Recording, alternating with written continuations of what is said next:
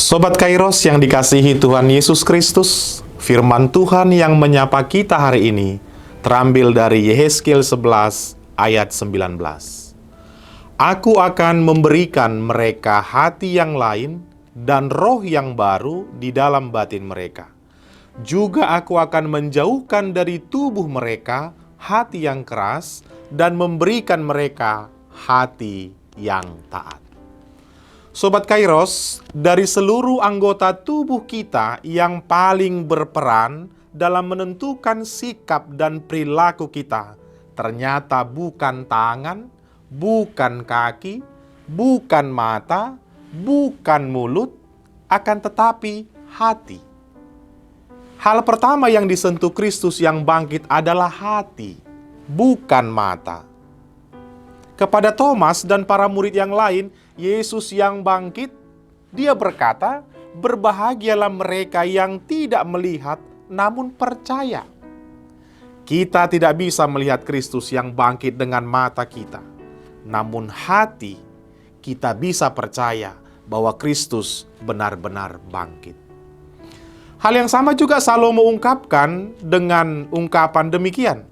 Jagalah hatimu dengan segala kewaspadaan, karena dari situlah terpancar kehidupan. Amsal 4 ayat 23. Itu sebabnya perkataan, perilaku, dan perbuatan kita merupakan pancaran dari hati kita. Maka bila orang berkata tidak bisa melihat hati seseorang, kemungkinan lewat tutur kata dan perbuatannya, hati seseorang sebenarnya bisa terlihat. Firman Tuhan ini merupakan nubuatan Nabi Yehezkiel kepada umat di pembuangan. Hati mereka tertekan, terluka, dan sebagian lagi menjadi keras dan tidak mau percaya kepada perkataan Allah. Maka di bawah terang Paskah, Kristus yang bangkit, Allah ingin mengarahkan hati tertuju pada Kristus yang bangkit. Dalam satu ayat ini disebutkan 3 kali kata hati. Apa itu? Yang pertama, hati yang lain. Yang kedua, hati yang keras. Dan yang ketiga, hati yang taat. Mari kita melihat satu persatu. Yang pertama, hati yang lain. Apa hati yang lain? Yaitu sebuah hati yang seutuhnya diperuntukkan bagi Allah yang benar dan tidak terbagi-bagi. Seperti dahulu mereka membagi-bagi hatinya kepada banyak ilah, kepada banyak dewa.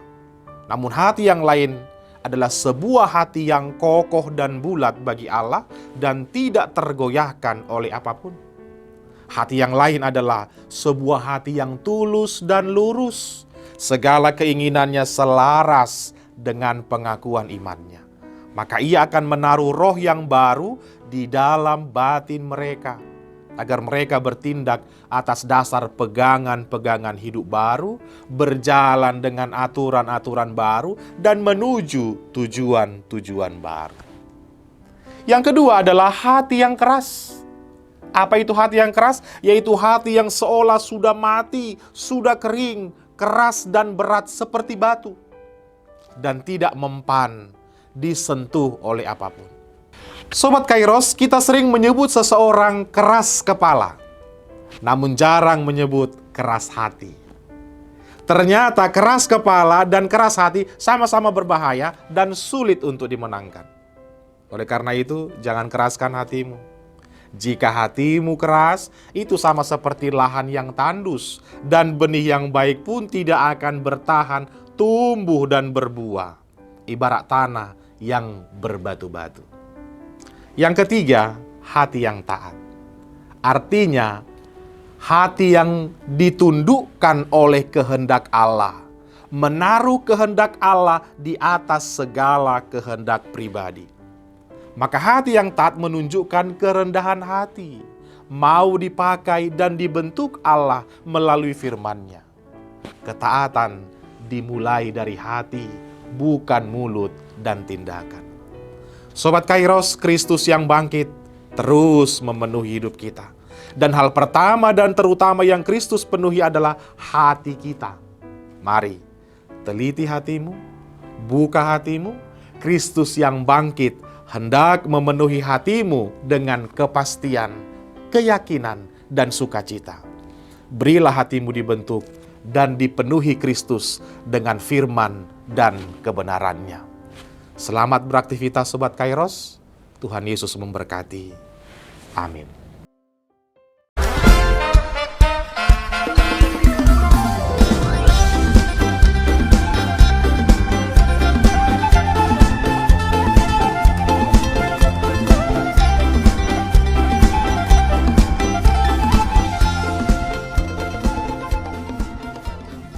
Tahun ini merupakan tahun yang bernuansa kesatuan hati bagi seluruh gereja HKBP. Kita telah menetapkan orientasi pelayanan tahun 2022 sebagai tahun kesehatian di bawah terang tema sehati sepikir dalam satu kasih, satu jiwa, dan satu tujuan dari Filipi 2 ayat 2. Dan subtema mewujudkan kesehatian dan kesetiakawanan bagi gereja, masyarakat, dan bangsa. Panitia Tahun Kesehatian HKBP Distrik 8 DKI Jakarta telah ditetapkan menjadi organ pelayanan dalam mewujudkan persekutuan, kesaksian, dan pelayanan yang semuanya diikat dalam satu kasih, satu jiwa, dan satu tujuan. Kesatuan hati dalam persekutuan, kesatuan hati dalam kesaksian, kesatuan hati dalam pelayanan bukan hanya membina soliditas internal semata, namun juga menyangkut relasi, hubungan yang baik dengan dunia luar kita. Maka untuk mewujudkan kesehatian yang nyata dalam kehidupan warga gereja, Panitia Tahun Kesehatian HKBP Distrik 8 DKI Jakarta berkomitmen untuk berkarya dalam program-program kreatif dan relevan dan bernilai tinggi untuk menguatkan visi dan misi kerajaan Allah di dunia ini. Kami mengajak seluruh elemen gereja, baik pelayan penuh waktu, pelayan takbisan dan non-takbisan, serta seluruh jemaat dan para pemerhati lintas denominasi, mari bersama-sama mendukung dan mensukseskan seluruh program-program pelayanan yang telah ditetapkan, baik dalam doa, daya, dan dana. Semuanya akan menjadi persembahan yang hidup bagi Tuhan untuk memperkokoh persatuan yang hidup dan saling melayani di tengah kehidupan yang penuh dinamika ini.